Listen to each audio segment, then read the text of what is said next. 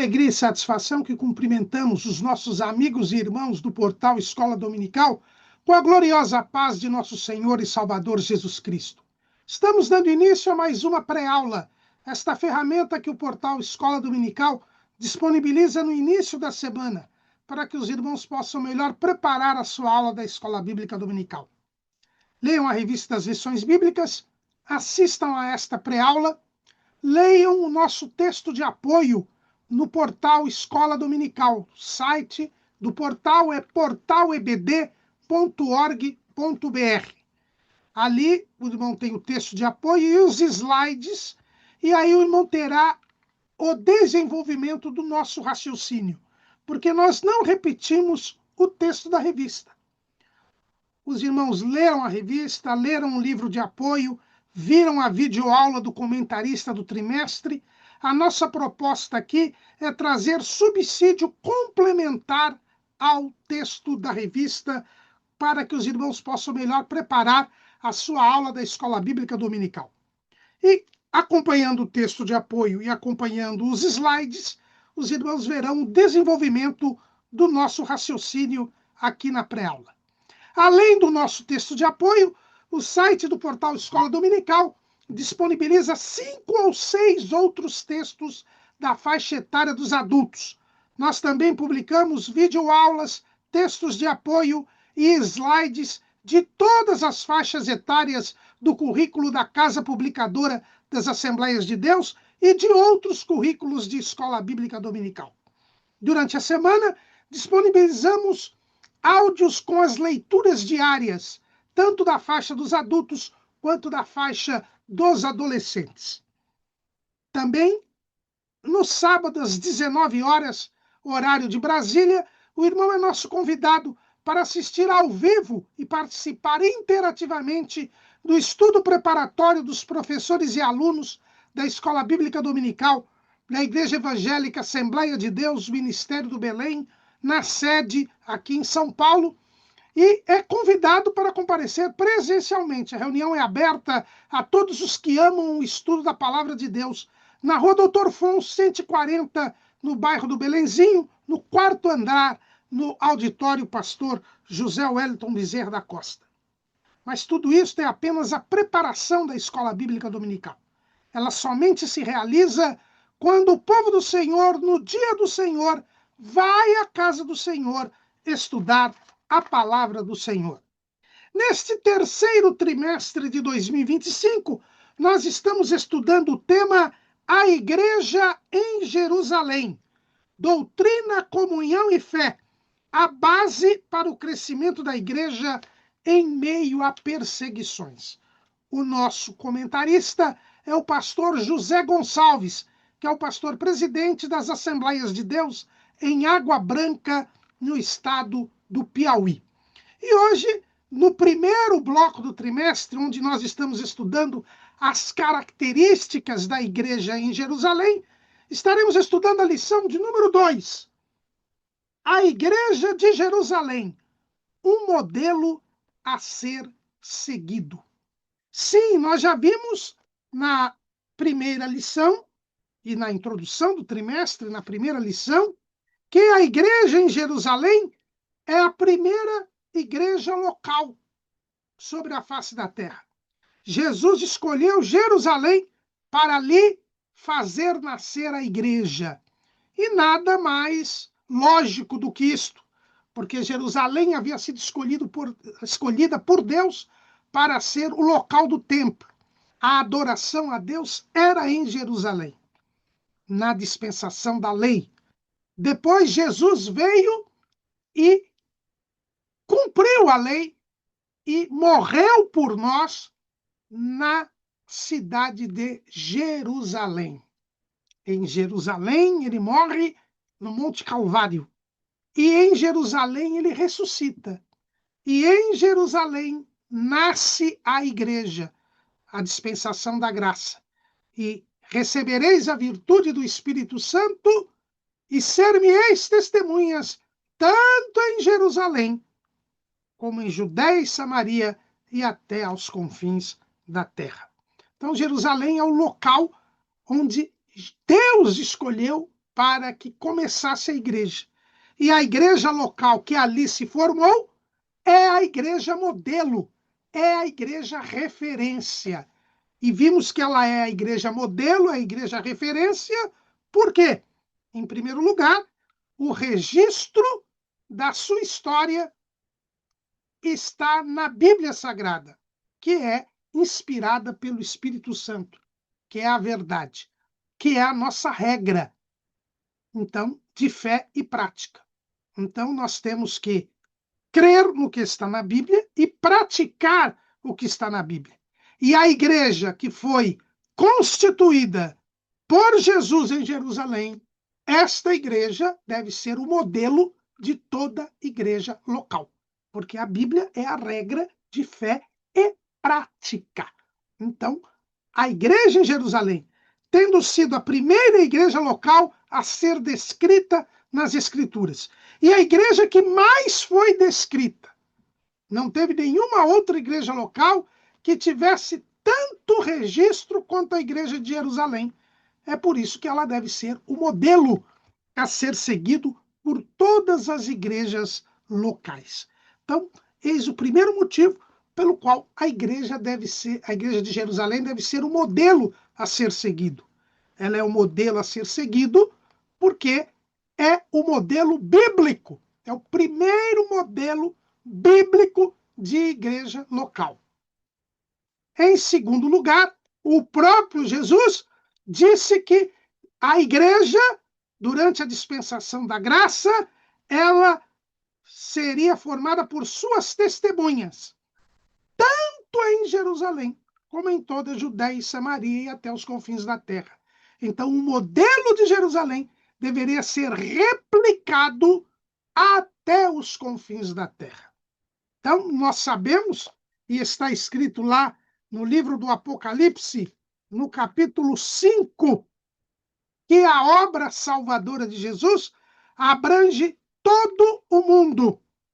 É o que está escrito lá em Apocalipse, capítulo 5, versículo 9. E cantavam um novo cântico, dizendo: digno és de tomar o livro e de abrir os seus selos, porque foste morto e com seu sangue compraste para Deus homens de toda tribo e língua e povo e nação. Então, Jesus veio para comprar, redimir homens de toda tribo, língua, povo e nação. É por isso que no credo niceno-constantinopolitano, que nós já citamos na lição passada, aquele credo que foi elaborado após o Concílio de Constantinopla em 381, e que está no apêndice da nossa declaração de fé, é dito que nós cremos em uma só igreja, que é santa, que é católica, ou seja, que é universal e que é apostólica. E esta igreja universal começa em Jerusalém. Então, o modelo de Jerusalém deve ser replicado a todas as nações. É um modelo da igreja. É por isso que a igreja de Jerusalém é um modelo a ser seguido. E nós já vimos na lição passada algumas características desta igreja. Antes mesmo dela nascer, quando ela ainda estava sendo gestada pelo Senhor Jesus, a igreja em Jerusalém já nos mostra que uma igreja, para nascer, ela precisa ser uma reunião de pessoas que está obedecendo à voz de Deus, que persevera unanimemente em oração e súplicas e que aguarda o revestimento de poder. Então, a igreja em Jerusalém, ela já mostra, antes mesmo de nascer, que uma igreja tem de ser uma reunião de pessoas em nome de Jesus, que esteja obedecendo à voz de Cristo e que esteja perseverando unanimemente em oração e súplica. E no dia de Pentecostes, esta perseverança unânime em oração e súplica fez com que o propósito de Jesus fosse cumprido nasquelas quase 120 pessoas que estavam ali reunidas no cenáculo. elas foram cheias do Espírito Santo, elas foram batizadas com o Espírito Santo, começaram a falar em outras línguas, conforme o Espírito Santo lhes concedia que falassem, e Pedro pregou o evangelho juntamente com os apóstolos, e 3.000 pessoas receberam a Jesus como Salvador. O propósito do batismo com o Espírito Santo é fazer a igreja testemunhar do evangelho, não com palavras de sabedoria humana, mas com demonstração de poder e do Espírito. Pedro pregou o evangelho, pregou que Jesus salva, que Jesus batiza no Espírito Santo, e 3.000 pessoas, ouvindo a palavra da verdade, creram em Jesus, receberam a salvação e se batizaram nas águas, porque a ordem de Jesus foi: ide, fazei discípulos entre as nações, batizando-as em nome do Pai, do Filho e do Espírito Santo, e ensinando-as a guardar as coisas que eu vos tenho mandado. E eis que eu estou convosco todos os dias até a consumação dos séculos. Então a igreja em Jerusalém, ela nasce sendo revestida de poder para pregar o evangelho. Ela prega o evangelho e as pessoas são salvas por terem crido em Jesus. Elas se arrependeram dos seus pecados e foram batizadas nas águas. É assim, esse é o trabalho da igreja.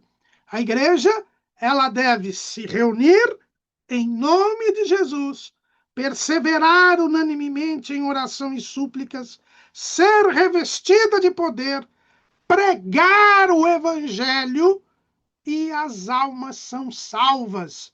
E aqueles que se salvarem e receberem a palavra de bom grado, eles são batizados. É o que diz Atos capítulo 2, versículo 41. De sorte que foram batizados os que de bom grado receberam a sua palavra, e naquele dia agregaram-se quase 3.000 almas. Quase 3.000 pessoas foram batizadas das águas e estiveram ali agora reunidas com aquelas quase 120 pessoas. A igreja começa a crescer. Agora nós já temos 3.000 membros e 3.120 membros aproximadamente. E começa a igreja. Então, a igreja em Jerusalém já nos mostra aí um modelo. Elas se reuniam, obedecendo à voz do Senhor, e ficaram reunidos até que fossem revestidos do poder. E revestidos do poder, cumpriram a grande comissão.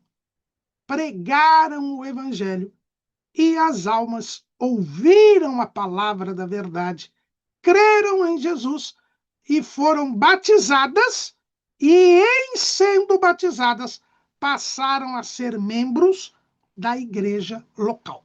Então, a pessoa só se torna membro da igreja local se for batizada nas águas.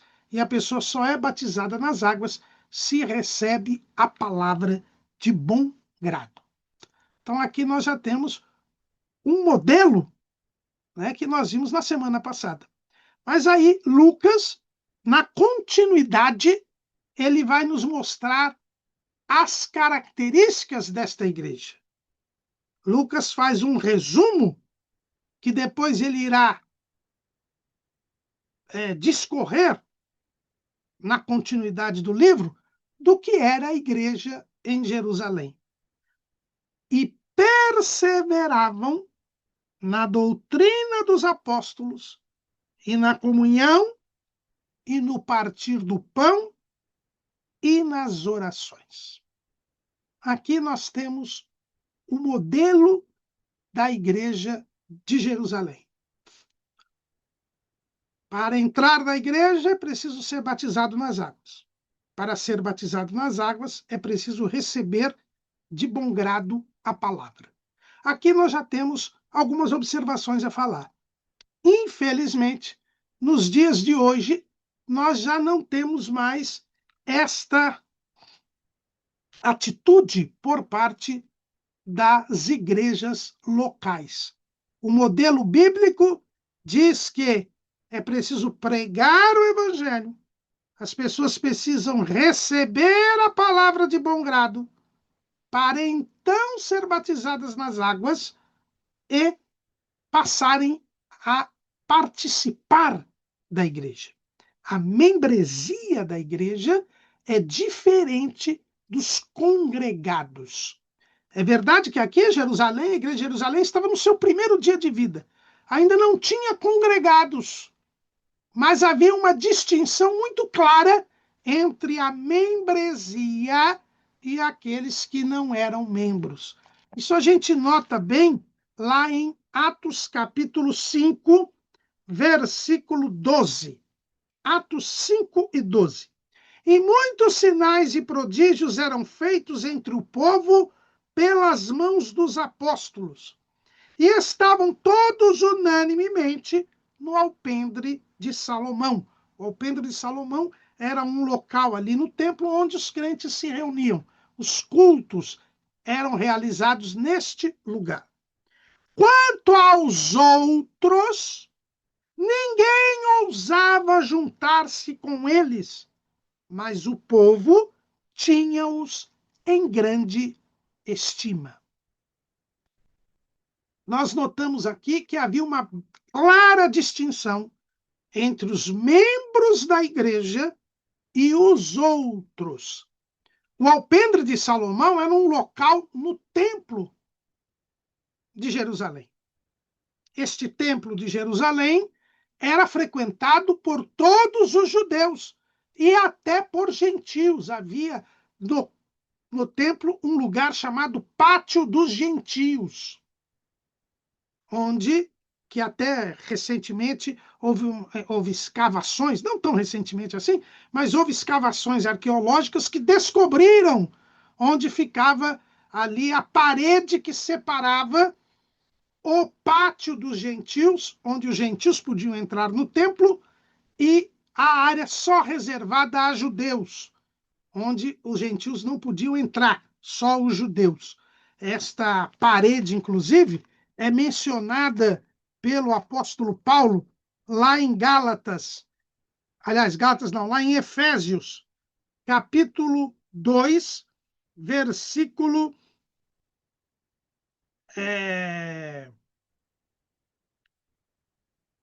Efésios capítulo 2, versículo 14.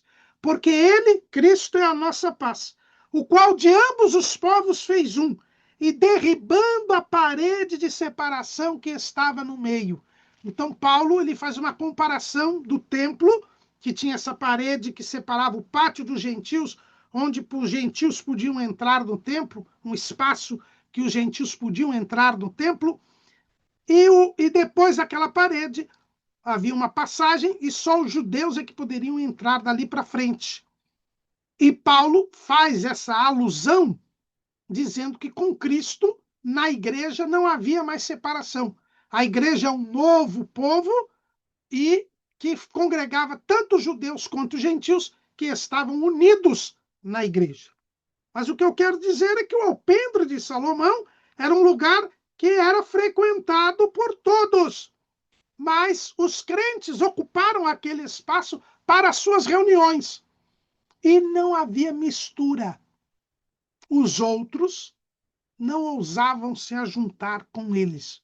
Por quê? Porque na igreja de Jerusalém havia uma distinção entre a membresia e os congregados, que hoje nós, infelizmente, não temos. Num passado não muito distante, era comum nas Assembleias de Deus no Brasil haver reuniões em que somente os membros em comunhão poderiam participar. Normalmente eram os cultos de doutrina, os cultos administrativos e os cultos da ceia do Senhor. Para que as pessoas entrassem, elas deveriam apresentar o seu cartão de membro, e esse cartão de membro normalmente era carimbado. Quando você participava de uma ceia, esse cartão era carimbado. Se você tivesse participado da última ceia, estivesse participando das ceias, você era autorizado a entrar nessas reuniões reservadas. E só podiam participar das atividades da igreja, por exemplo, na orquestra, no coral, nos conjuntos musicais, só podiam participar quem fosse membro em comunhão da igreja. Isto que é tido como um costume antigo nas Assembleias de Deus está perfeitamente de acordo com o modelo bíblico. O modelo bíblico diz que só é membro quem é batizado e quem está em comunhão.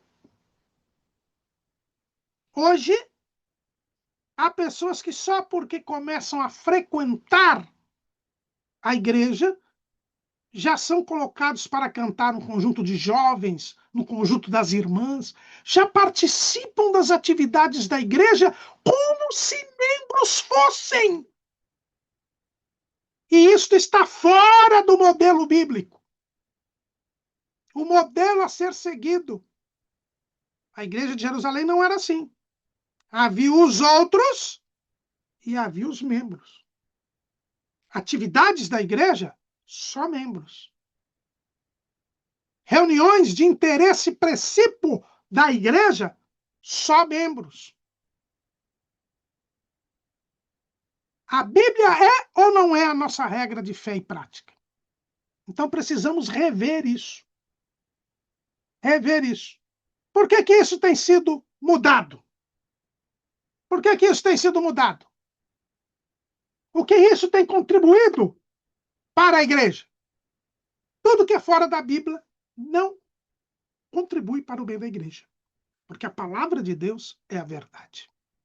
Então nós vemos aqui que havia uma distinção clara entre membresia e congregados. E olha que eles estavam num lugar que era de frequência de todos, pelo menos todos os judeus. Agregaram-se os que receberam de bom grado a palavra e foram batizados. Estes eram os membros.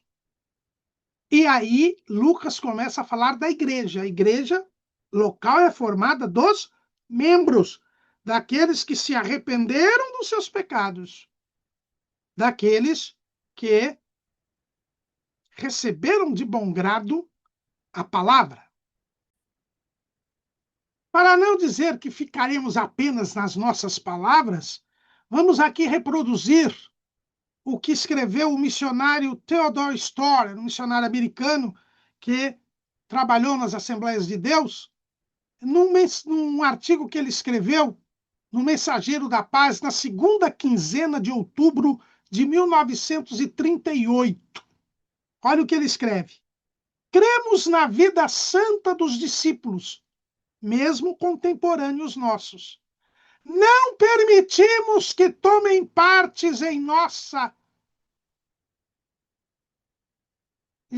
coros, orquestras, etc., aqueles que não tenham passado pela experiência viva do novo nascimento.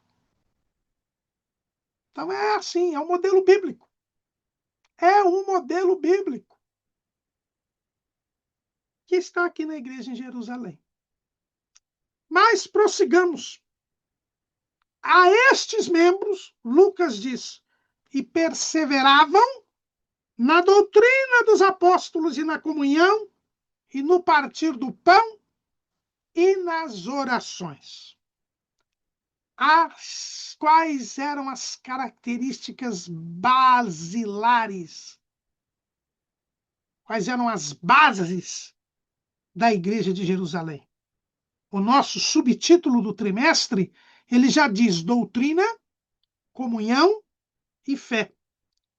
As bases para o crescimento da igreja em meio às perseguições.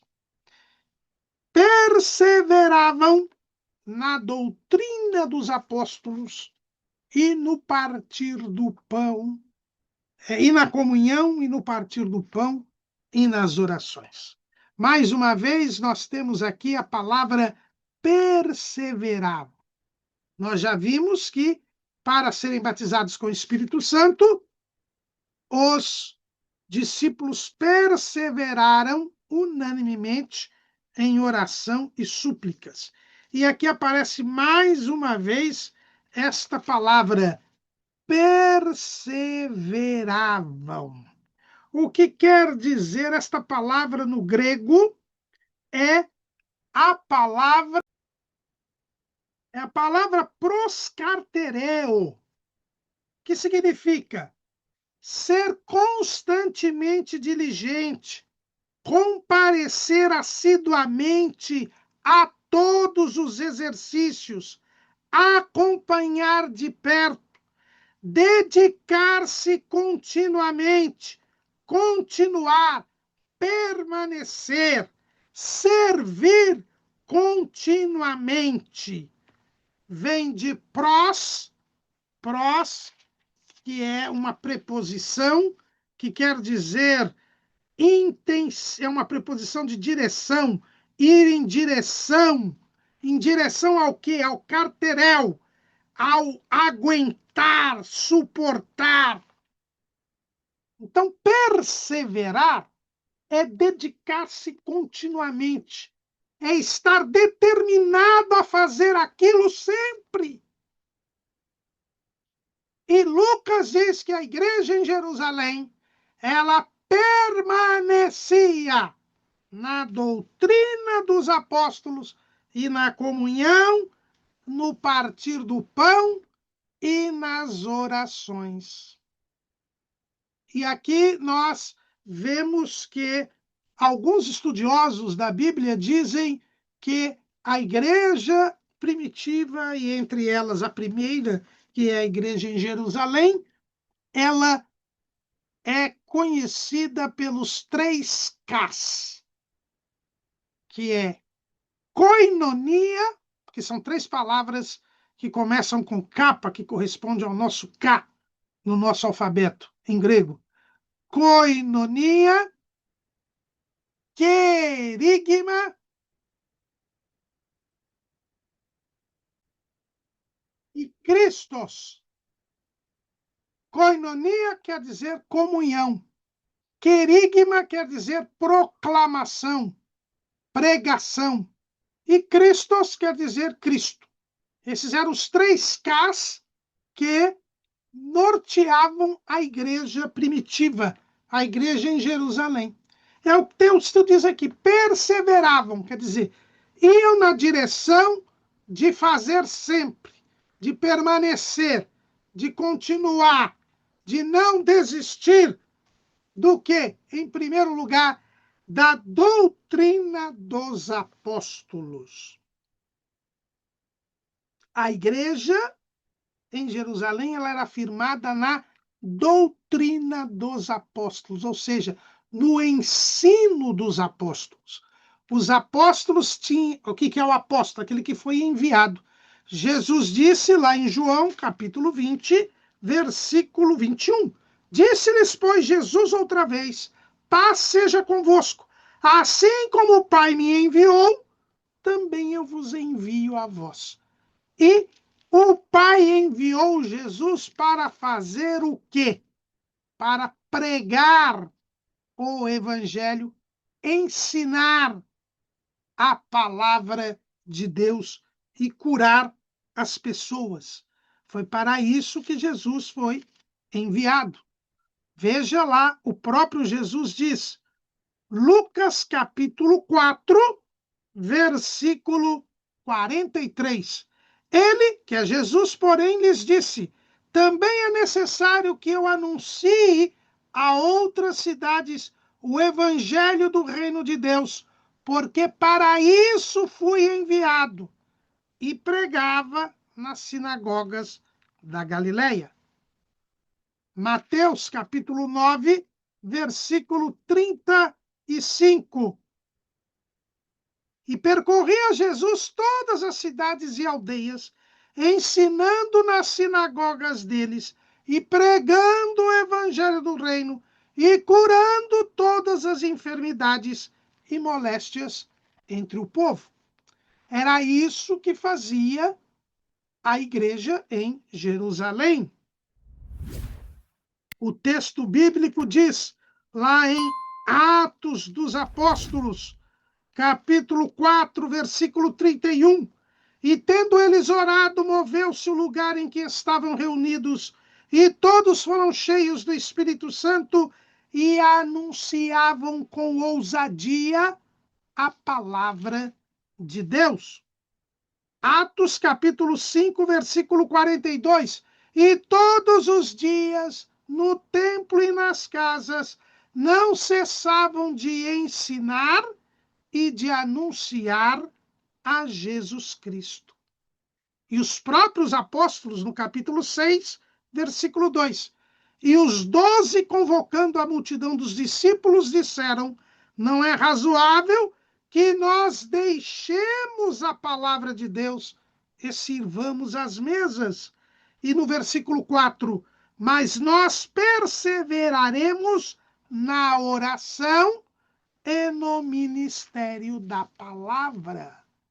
A igreja, ela tem que ensinar a palavra de Deus. A doutrina dos apóstolos é aquilo que eles ensinavam, e eles ensinavam o que eles aprenderam com Jesus.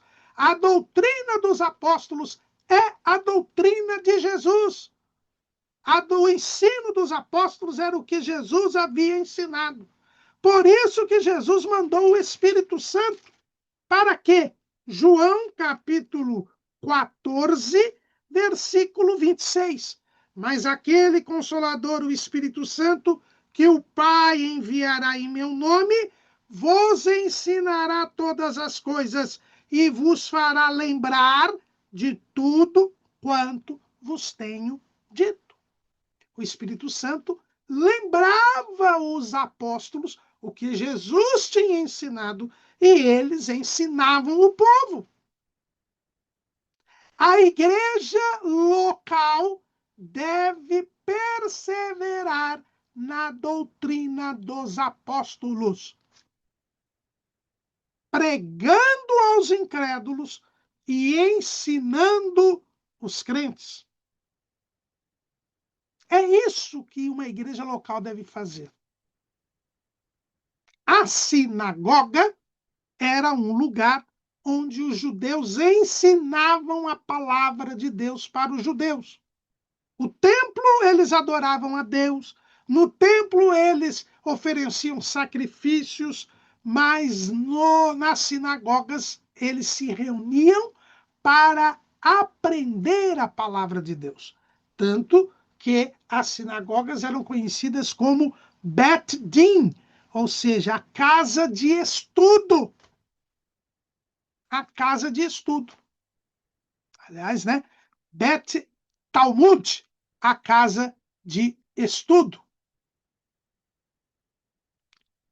É o local onde aprendiam a palavra de Deus.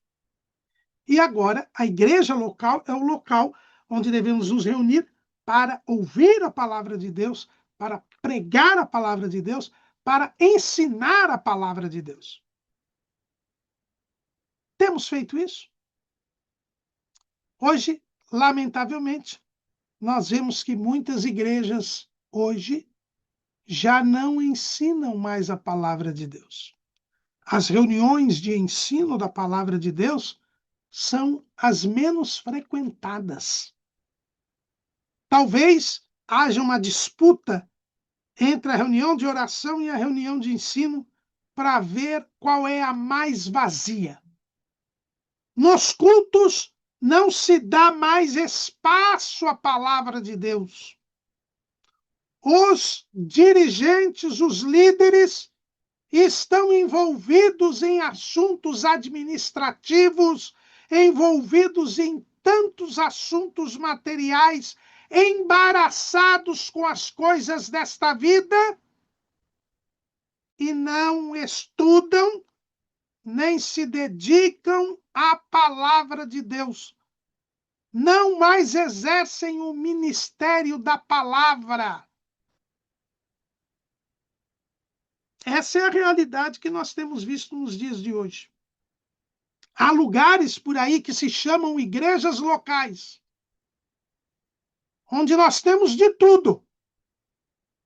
Temos shows de música, shows de dança,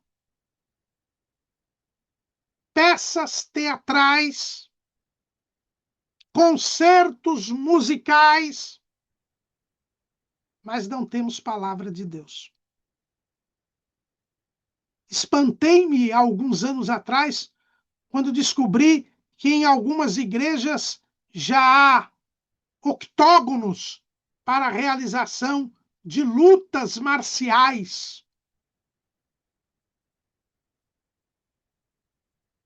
tatames, ringues, mas não há palavra de Deus. Temos festivais de música, shows gospel, rodas de samba, mas nós não temos mais palavra de Deus. Mas igreja local é aquela que persevera na doutrina dos apóstolos. Paulo, quando escreveu aos Coríntios, ele estava dentro deste modelo da igreja de Jerusalém. Capítulo 14, versículo 26 de 1 aos Coríntios. Que fareis, pois, irmãos, quando vos ajuntais? Cada um de vós tem salmo, tem doutrina, tem revelação, tem língua, tem interpretação. Faça-se tudo para a edificação. E o que é que edifica a igreja? O próprio Paulo nos responde. Efésios, capítulo 4.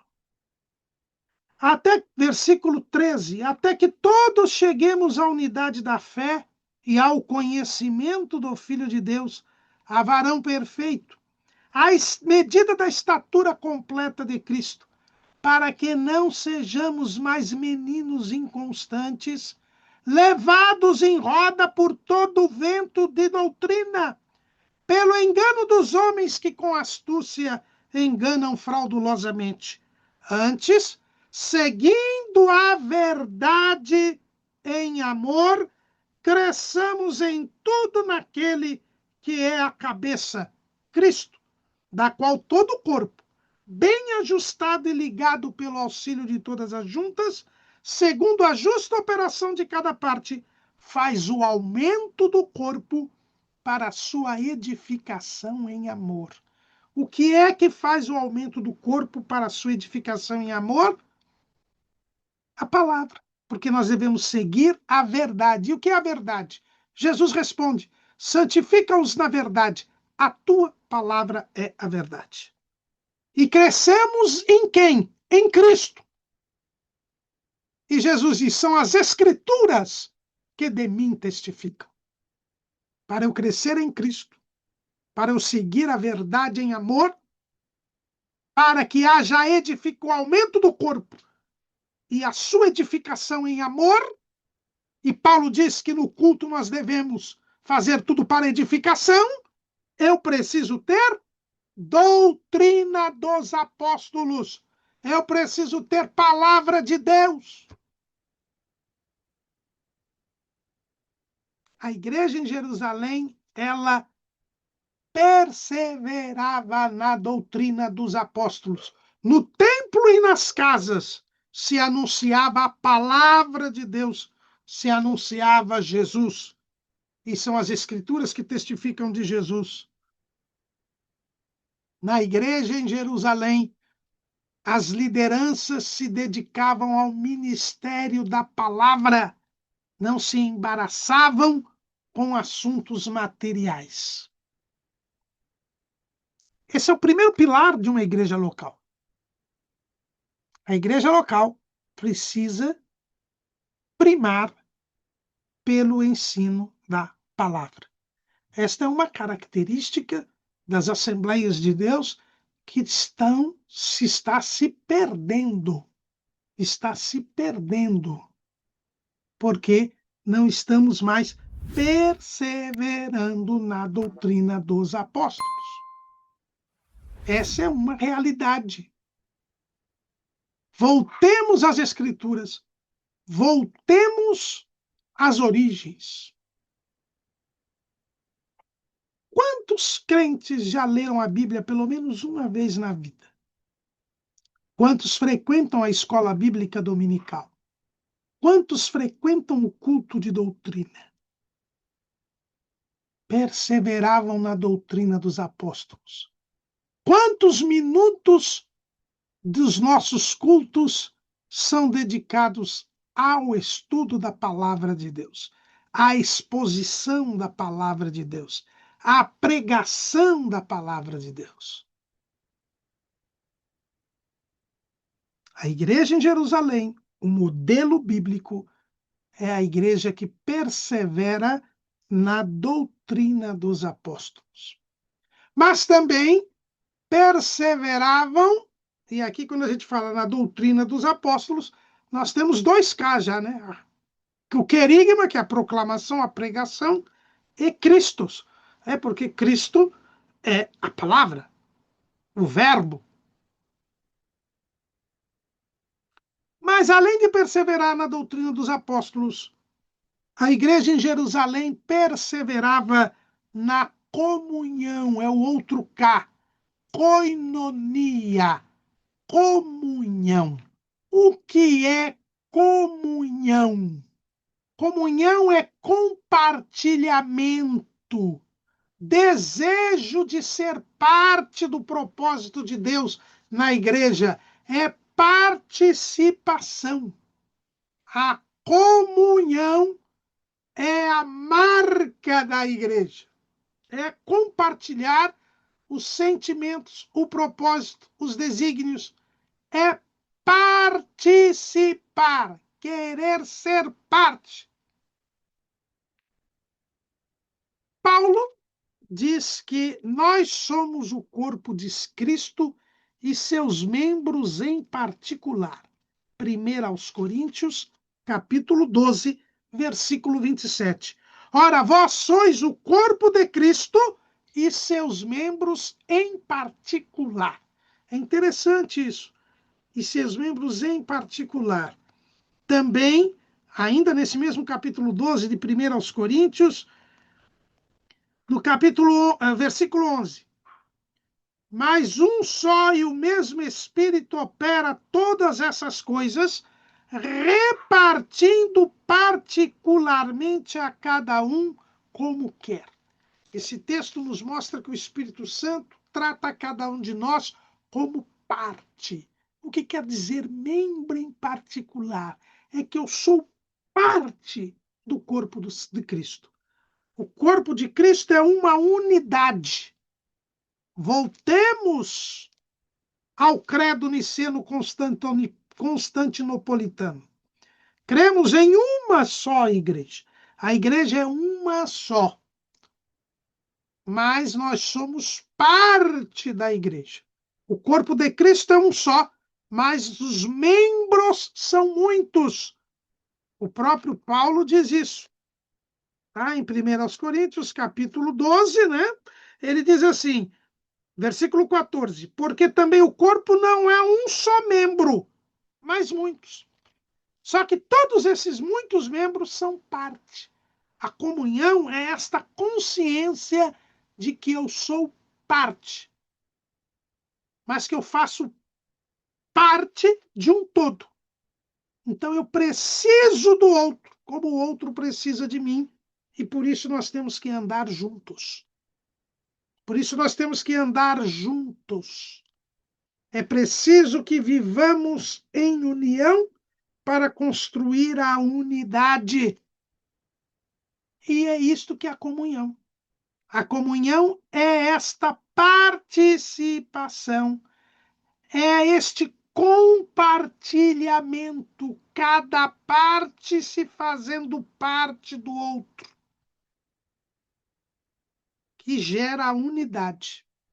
É por isso que, em Atos 5, como nós lemos, estavam todos unanimemente no alpendre de Salomão.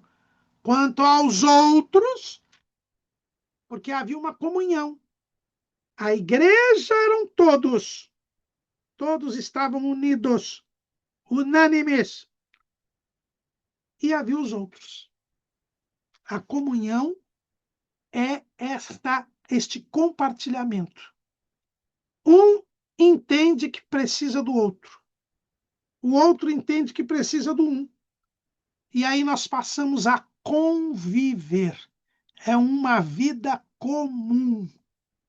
É esta comunhão que existe entre marido e mulher, que passam a ter uma vida em comum. Uma das características do casamento é formar a família, que é esta vida em comum. É por isso que a igreja ela é chamada de família de Deus. Efésios, capítulo 2, versículo 19. Assim que já não sois estrangeiros, nem forasteiros, mas concidadãos dos santos e da família de Deus. Um precisa do outro, um vive em função do outro. Nós vivemos juntos, nós compartilhamos a nossa vida, nós compartilhamos os nossos sentimentos, as nossas emoções, os nossos pensamentos, a nossa maneira de viver. Isto é a comunhão. E a comunhão na igreja em Jerusalém, ela era exemplar. Veja o que diz o texto bíblico a este respeito. Atos 2:43. Em cada alma havia temor. Então, a primeira coisa que todos compartilhavam era o temor. Temor não é medo, temor é respeito, temor é obediência, temor é sensibilidade, é reverência a Deus. Todos temiam a Deus.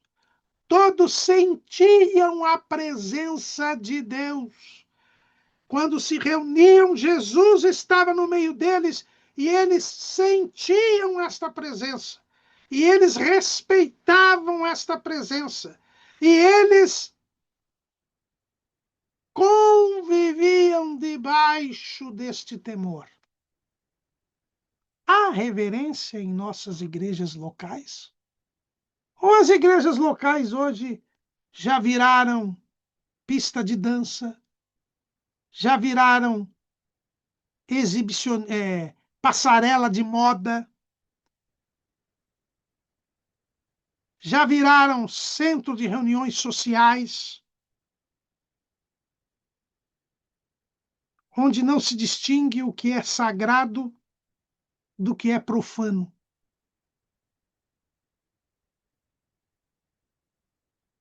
Durante um culto, nós temos as pessoas respeitosamente acompanhando o desenvolvimento da liturgia, ou pessoas levantando, indo tomar água, indo ao banheiro, conversando, saindo no meio da reunião para conversar com alguém lá fora.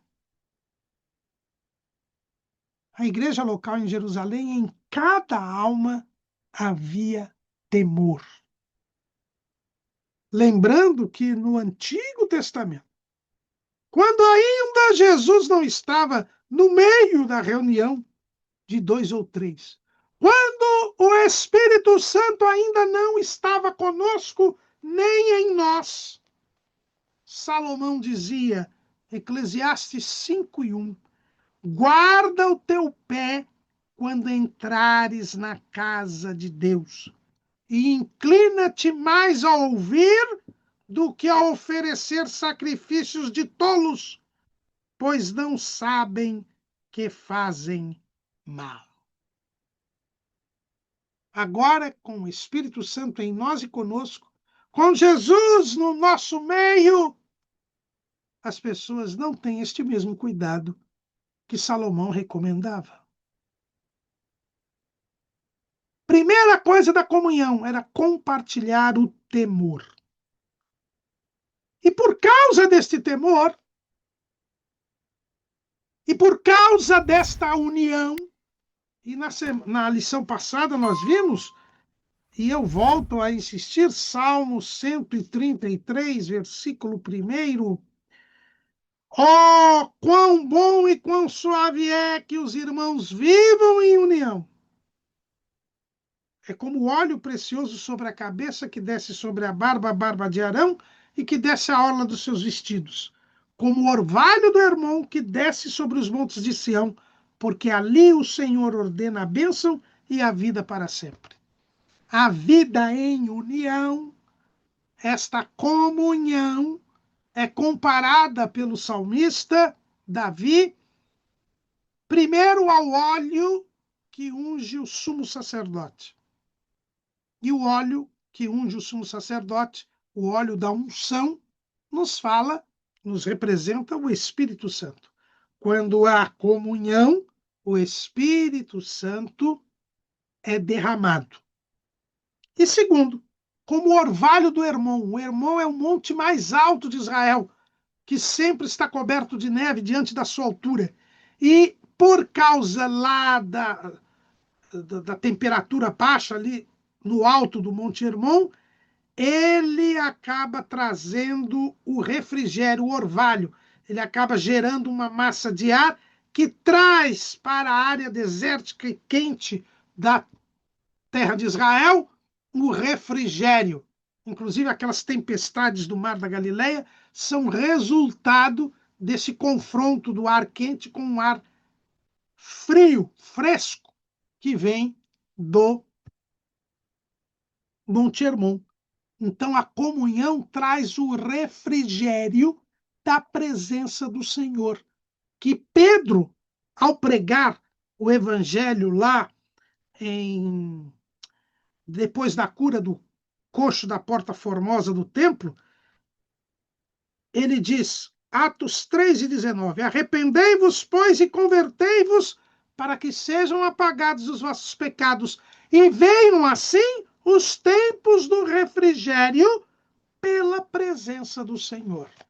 Então, a vida espiritual, a vida cristã, a novidade de vida trazida pela salvação em Jesus é chamada por Pedro de tempos do refrigério na presença do Senhor. Pela presença do Senhor, melhor dizendo. Os tempos do refrigério pela presença do Senhor. E isso se dá com a comunhão. A comunhão traz o refrigério. Então, o temor, ele é o primeiro passo da comunhão, é o temor. E este temor traz o refrigério, traz, pela presença do Senhor, traz o derramamento do Espírito Santo, o poder de Deus. E é por isso que o texto diz, e muitas maravilhas e sinais se faziam pelos apóstolos. Diante da comunhão do temor, havia um ambiente propício para a operação do poder de Deus. Porque o Espírito Santo é derramado, porque chegam os tempos do refrigério pela presença do Senhor. E aí Jesus cura, e aí Jesus faz maravilhas, confirmando a palavra que foi ensinada. Perseverava na doutrina e agora na comunhão. E a comunhão, que primeiro é no temor, traz a manifestação do poder de Deus. Mas continua a comunhão. 2:44 de Atos. Todos os que criam estavam juntos e tinham tudo em comum. Há uma comunidade de vida. Eu acho hoje muito triste, algumas igrejas aí querem ser chamadas de comunidade. Não é mais igreja, é comunidade. Como se a igreja não fosse comunidade. Comunidade quer dizer uma comunhão. Comunidade não é para ter lassidão de costumes. as pessoas gostam. Eu estou numa comunidade, quer dizer, na comunidade existe liberalidade de costumes. Você pode vestir do jeito que quiser, ninguém se importa com isso. Quer dizer, hoje em dia, quando alguém fala em comunidade, se fala em igreja moderninha. Comunidade não tem nada a ver com a igreja moderninha. Comunidade é quando as pessoas têm tudo em comum. E quando cada um anda de um jeito, cada um anda como quer, eu não tenho comunidade. Pelo contrário, eu tenho singularidade, individualidade. As pessoas vão atrás de comunidades para fazer o que querem, para serem individualistas, para prevalecer o seu ego. Eu ando do jeito que eu quero, da forma que eu quero, eu cultuo a Deus como eu quiser, não tem regra, não tem nada. Então é uma bagunça. Isso não é comunidade. Isso é uma anarquia. Olha o que diz o livro de Juízes, capítulo 21, versículo 25. Naqueles dias não havia rei em Israel, porém cada um fazia o que parecia reto aos seus olhos. No período dos juízes, cada um fazia o que queria. E a nação estava fragmentada, a nação estava enfraquecida, não havia liderança, não havia unidade, a tal ponto que o próprio povo pediu para que fosse escolhido um rei, para que eles pudessem se reconhecer como nação. Comunidade, então, é tudo ter em comum. Ter a mesma maneira de viver, a mesma forma de se vestir, a mesma forma de cultuar. Isto é, todos estavam juntos e tinham tudo em comum. Na igreja local, todos têm uma vida em comum. Ou seja, as pessoas se conhecem, as pessoas sabem as necessidades umas das outras, as pessoas se ajudam, tanto emocional, espiritual, como materialmente. As pessoas trocam experiências. Isto é o que na sociologia nós chamamos de grupo social primário. A família é um grupo social primário, onde as pessoas vivem uma vida comum, compartilham as suas experiências, os seus desejos, os seus pensamentos, os seus projetos, os seus planos, os seus sonhos. É assim que vive uma família. É diferente de uma empresa. No seu local de trabalho, a sua seção de trabalho, a sua empresa, você tem ali um grupo social secundário, onde o importante não são os sentimentos, os desejos, o importante são as metas, os objetivos, os propósitos. Um ambiente profissional, um não entra na intimidade do outro. Eles estão ali para cumprir tarefas, cumprir propósitos, cumprir objetivos. Já no grupo social primário, não. E a igreja é um grupo social primário. A igreja local em Jerusalém, todos tinham as coisas em comum, todos estavam juntos. Uns frequentavam as casas dos outros, uns oravam uns pelos outros, todos sabiam as dificuldades uns dos outros. É esse o ambiente que tem que haver numa igreja local. Hoje, infelizmente, as igrejas locais, elas são multidões. Juntam-se pessoas que não se conhecem, que não compartilham as suas existências, que sequer sabem os nomes umas das outras. Há um ambiente impessoal, pior do que o ambiente profissional. Pelo menos no seu local de trabalho, você sabe o que cada um faz, você sabe o nome de cada um. E nas igrejas, nós não sabemos o nome de ninguém. Nós nos ajuntamos, mas não há comunhão. Quando começou essa chamada terceira onda pentecostal, que não é pentecostal coisa nenhuma, essas igrejas neopentecostais, e não existe um novo Pentecostes, essa expressão neopentecostal foi criada por sociólogos, não tem nenhuma base teológica, porque muitas dessas igrejas neopentecostais, inclusive, não creem sequer na atualidade dos dons espirituais. Então, como podem ser pentecostais? Se não acreditam que o Espírito Santo atua hoje como atuava no dia de Pentecostes. Então, são igrejas pseudo-pentecostais. Essa chamada terceira onda, que surgiu a partir da final da década de 60, década de 70, onde essas igrejas são baseadas ou na teologia da confissão positiva ou na teologia da prosperidade, essas igrejas começaram alugando salões de cinema.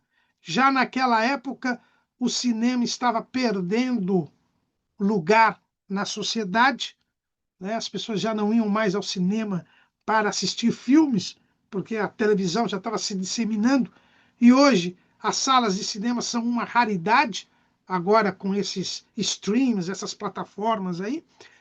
Mas como as salas de cinema estavam perdendo terreno no mercado, os donos desses salões de cinema começaram a alugar para igrejas desta terceira onda.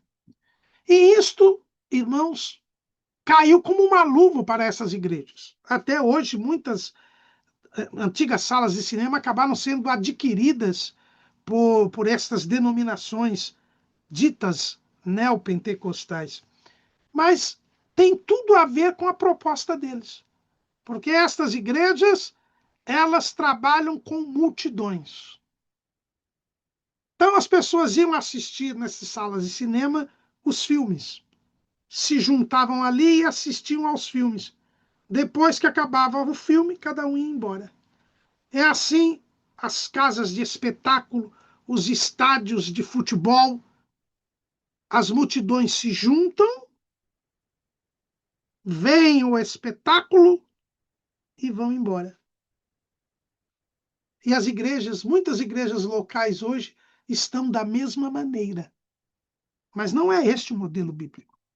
O modelo bíblico das igrejas, o modelo bíblico da igreja de Jerusalém, é que todos estavam juntos e tinham tudo em comum. Eles compartilhavam as suas vidas, a ponto de até abrirem mão do seu patrimônio para ajudar os demais membros da igreja. O versículo 45 do capítulo 2 diz: vendiam suas propriedades e fazendas e repartiam com todos, segundo cada um tinha necessidade. Eles chegaram até o ponto de repartir os próprios bens. Nós vamos estudar isso mais a miúde em outra lição. E foi um gesto que a igreja de Jerusalém fez equivocado. Né?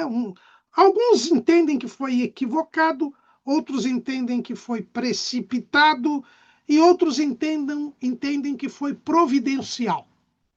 Né? Nós vamos tratar disso mais em outra lição, mas o que nós queremos mostrar aqui é que a comunhão era tanta que chegaram a abrir mão do seu patrimônio para que as pessoas não tivessem nenhuma necessidade material.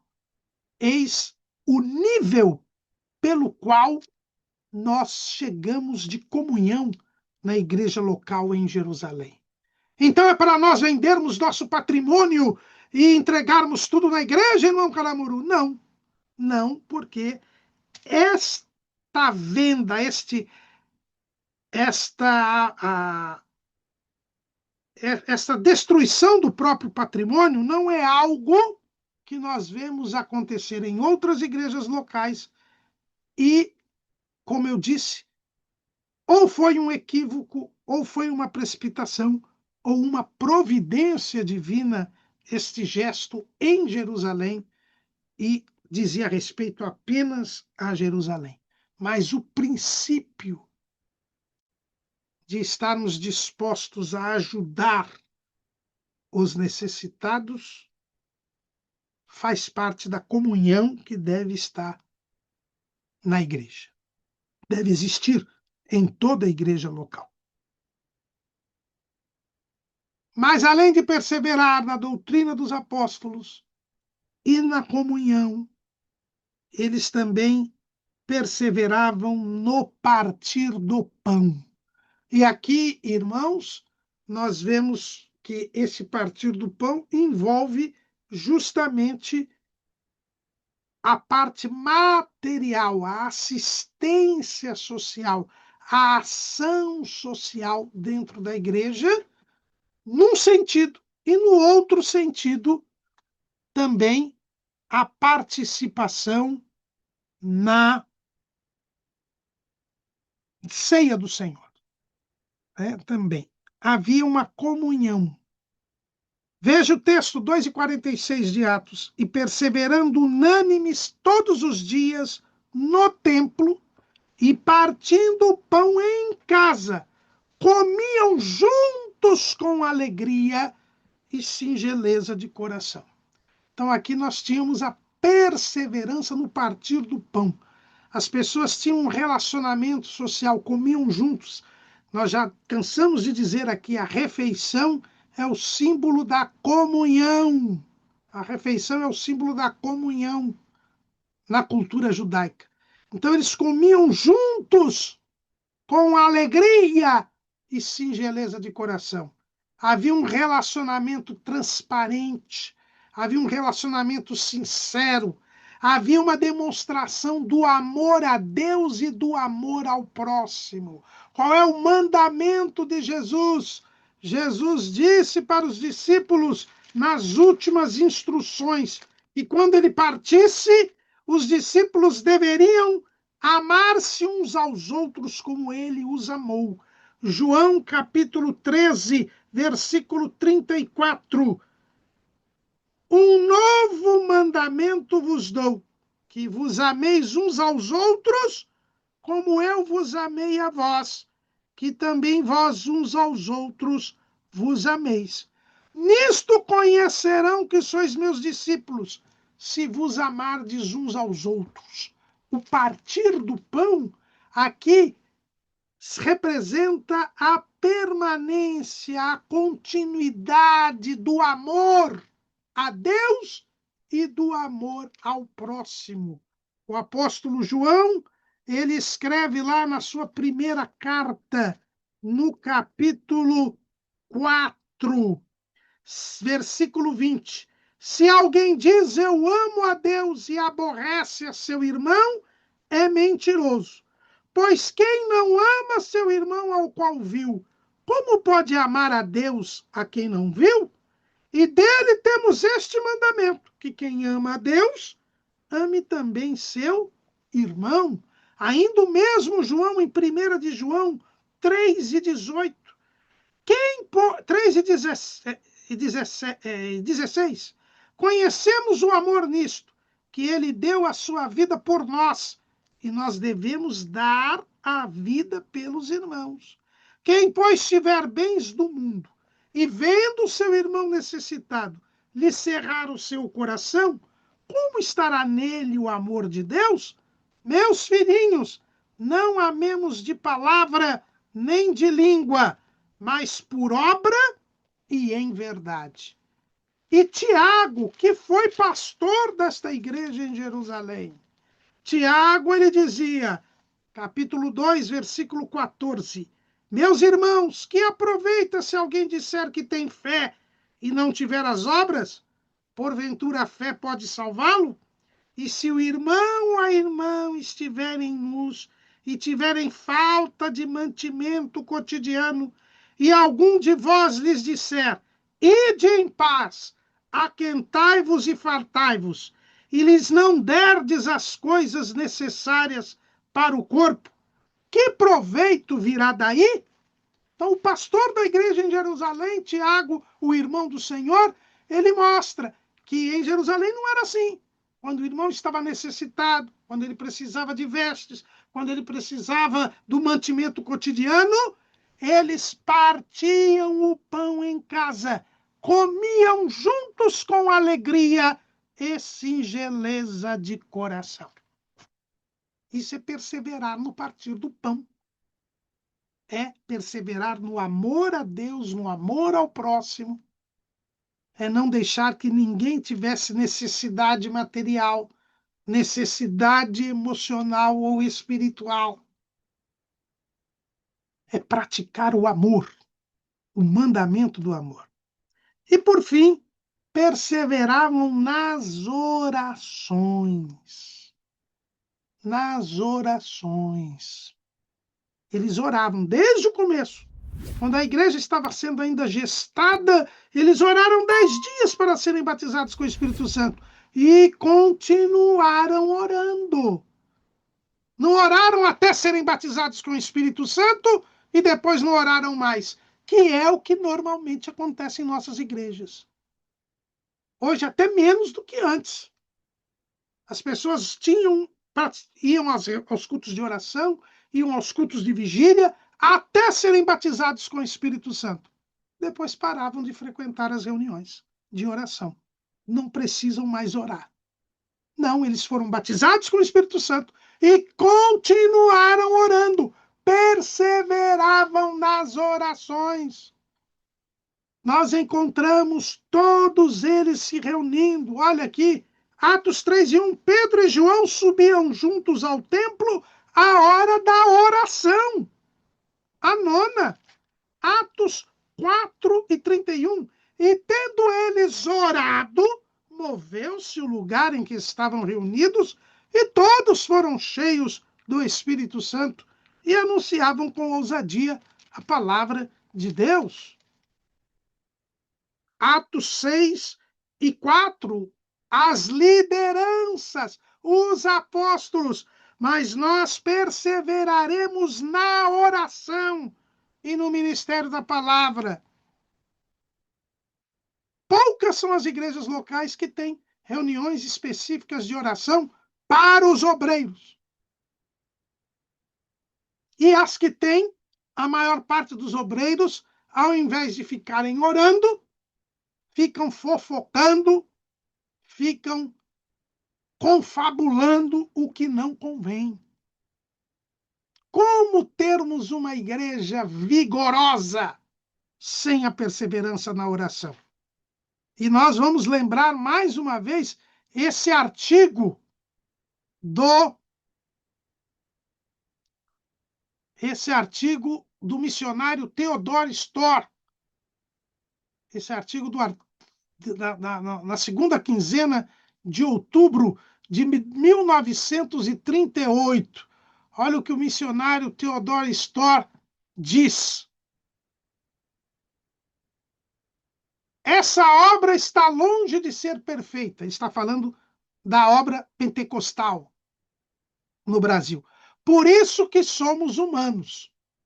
Uma coisa, porém, afirmamos sem receio de contradição. É que esse movimento é absolutamente bíblico, nos mais mínimos mas nos mais íntimos detalhes da doutrina. É, portanto, são e seguro. Dizemos isso baseados em Apocalipse 22:11. Tal despertamento nasceu em oração e vive desse modo até hoje.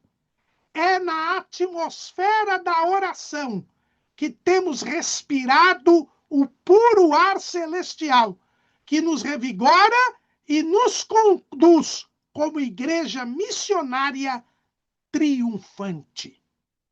O missionário Theodor Storr dizia em outubro de 1938, que as Assembleias de Deus no Brasil, esse é um artigo publicado no jornal Mensageiro da Paz, que é o jornal oficial das Assembleias de Deus, era um movimento que nasceu na oração, que vivia na oração e que é na atmosfera da oração que nós respiramos o puro ar celestial que nos revigora e nos conduz como igreja missionária e triunfante. Por que há um declínio do avivamento pentecostal? Por que há um declínio nas Assembleias de Deus? Porque nós abandonamos a atmosfera da oração. Nós já não estamos respirando o puro ar celestial que nos revigora e nos conduz como igreja missionária triunfante. E ele diz que esse movimento é absolutamente bíblico. E o que ele escreveu aqui está na Bíblia. Atos 2:47. Louvando a Deus e caindo na graça de todo o povo. E todos os dias acrescentava o Senhor à igreja aqueles que se haviam de salvar. Como havia perseverança na doutrina dos apóstolos, na comunhão, no partir do pão e nas orações, o povo louvava a Deus e a igreja, né, louvava a Deus e o povo judeu tinha os crentes em grande estima. Eles caíam na graça do povo por causa da sua perseverança. E o resultado qual era? Sinais, prodígios e maravilhas e a salvação das pessoas. É o que diz aqui o missionário Theodore Storr. A igreja é missionária e triunfante. Por quê? Porque vive na atmosfera da oração. Mas, como eu disse para os irmãos, há hoje uma luta renhida, uma luta difícil. Qual é a reunião mais desprezada da igreja? É a de ensino ou é a de oração? A igreja não persevera mais na oração. A igreja não persevera mais na doutrina dos apóstolos. A igreja é uma multidão, não persevera nem na comunhão, nem no partir do pão. Como é que nós queremos ter o mesmo vigor da igreja primitiva? Amém.